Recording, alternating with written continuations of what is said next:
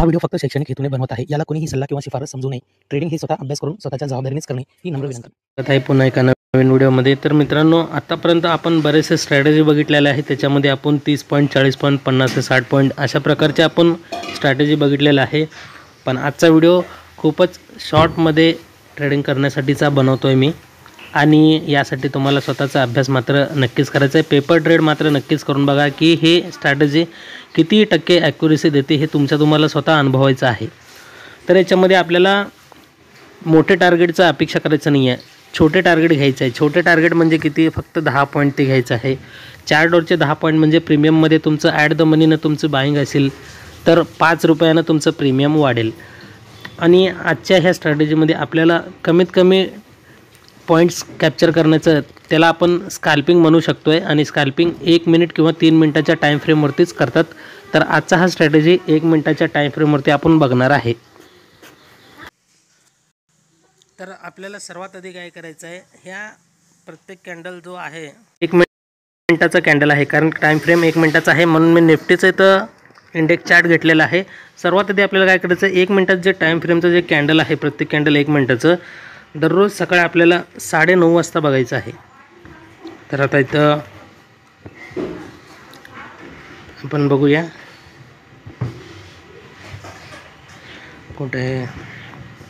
आता एक एक्झाम्पल म्हणून आपण आता इथं बघणार आहे.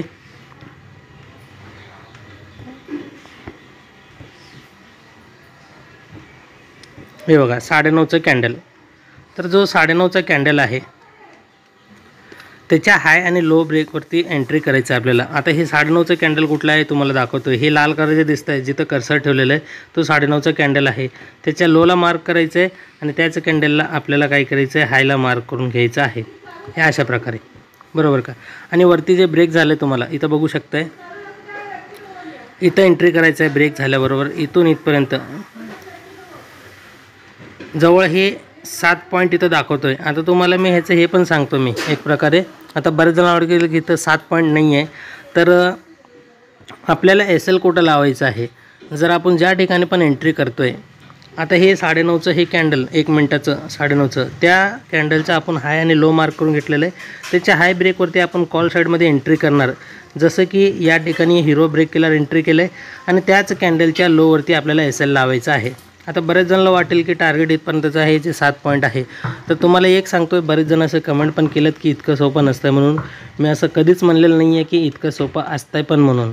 कारण की ह्याच्यामध्ये कसं आहे, 100% कुठलीही ॲक्युरेसी देत नाही. कुठलीही स्ट्रॅटेजी आणा तुम्ही, कुठलंही किती का भारी ट्रेडरचं स्ट्रॅटेजी घ्या तुम्ही, ते 100% काम करत नाही. किती पण भारी मोठ्या मोठ्या क्लास जरी लावलात तुम्ही स्वतः जरी शिकलात तरी पण 100% कधीच न लॉस होता कुठलीही स्ट्रॅटेजी काम करत नाही. यासाठी तुम्हाला लॉसची पण तयारी ठेवायचंच आहे, तरच तुम्ही ट्रेडिंग करू शकताय.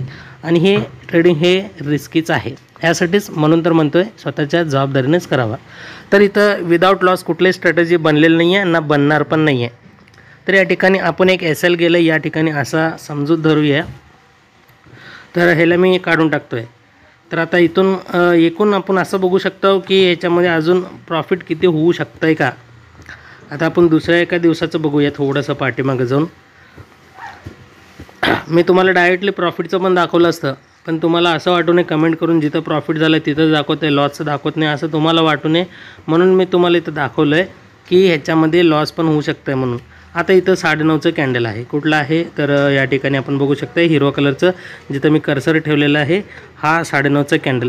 त्याच्या लोवरती आपल्याला असं मार्क करायचं आहे आणि त्याच कॅन्डलच्या हायवरती मार्क करायचं आहे.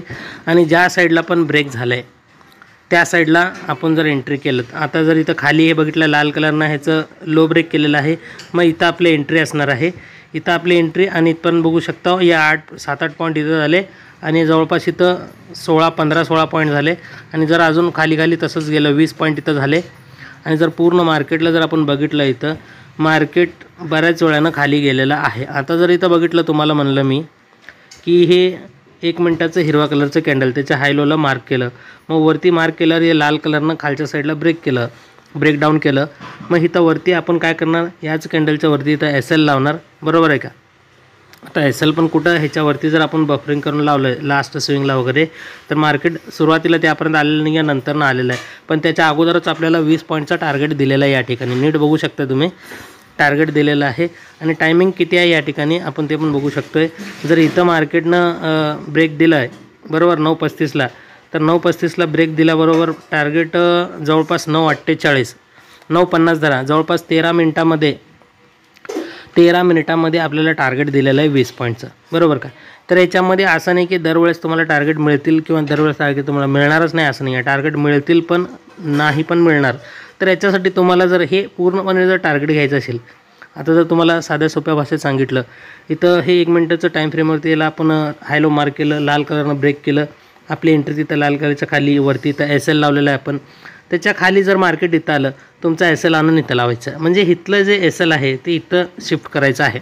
म्हणजे काय होईल, तुमचं जर एस-एल जरी उडाला तरी तुम्ही कॉस्ट टू कॉस्ट तेवढंच, फक्त जे ब्रोकरेज चार्जेस असतात त्याच तुम्हाला द्यावं लागेल, बाकीच तुमचं इतर लॉस होणार नाही आहे. म्हणून तुम्हाला एस-एल ट्रेलिंग पण करत जायचं आहे, जेणेकरून काय होईल, तुम्हाला टार्गेट पण मोठे अचीव करता येईल आणि त्यानंतरनं तुम्हाला एस-एल पण जास्त मोठा द्यावा लागला नाही जर कधी एस-एल हिट झाला तरी पण बरोबर का.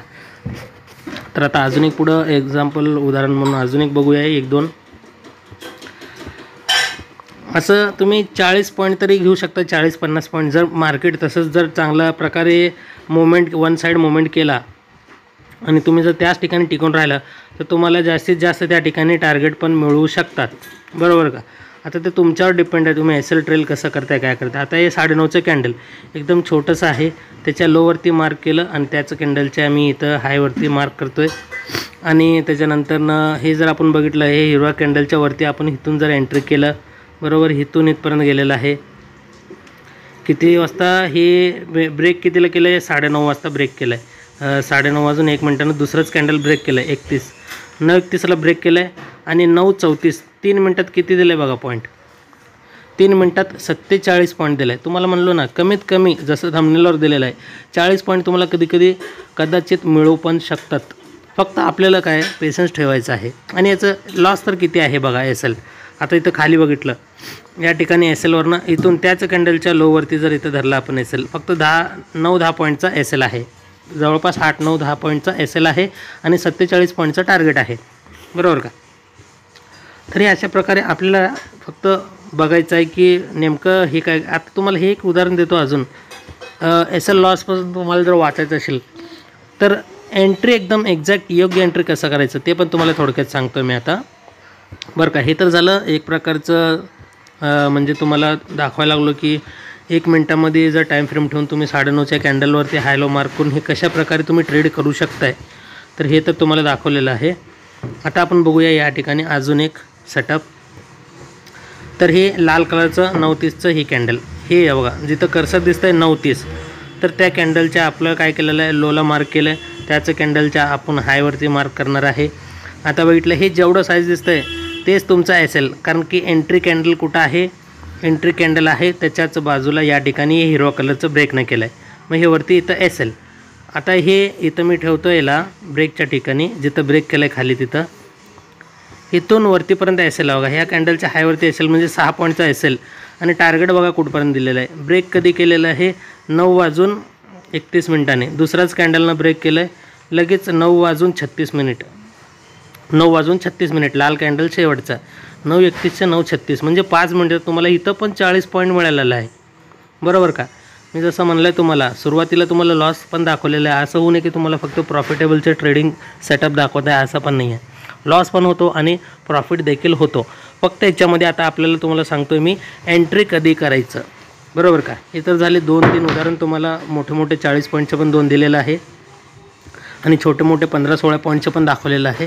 आता तुम्हाला एक सांगतो, आता एंट्री कधी कॉल साईडला आणि कधी पुट साईडला करायचं. जर आपण पूर्ण ओव्हरऑल मार्केट जर बघितलं, जर असं ओव्हरऑल मार्केटमध्ये जर मार्केट अप ट्रेंड असेल बरोबर का, हे अप जात असेल, पुन्हा गॅप ओपनिंग, पुन्हा अप जात असेल, पुन्हा थोडं एक ब्रेक घेऊन खाली येऊन पुन्हा अजून अप जात असेल, मार्केट जर अप साईडला असेल तर आपल्याला काय करायचं आहे, फक्त CE म्हणजे कॉल साईडचंच ट्रेडिंग प्लॅन करायचं आहे. आणि मार्केट जर डाऊन साईडला पडत असेल तर त्यावेळेस आपल्याला काय करायचं आहे, पुट साईडचाच ट्रेड प्लॅन करायचा आहे, जेणेकरून काय होईल आपली एंट्री योग्य होईल आणि आपल्याला वन साईड जर मुवमेंट असेल तर 30-40 पॉईंट तर आरामात त्या ठिकाणी मिळून जातील. तर एवढंच होतं मित्रांनो, खूप काही अवघड नाही आहे, खूप काही तुम्हाला याच्यामध्ये इंडिकेटर वगैरे जास्त डोकं लाडवायची गरज नाही आहे, जास्त आपलं शार्प बुद्धीचा पण वापर करायची गरज नाही आहे. फक्त आपल्याला चार्ट बघायचं आहे, 9:30चा कॅन्डल बघायचं आहे, सिम्पल एवढंच आहे. त्यानंतर आपण एंट्री केल्यानंतर स्टॉप लॉस मात्र कंपल्सरी आपण सोबत घेऊनच चालणार आहे.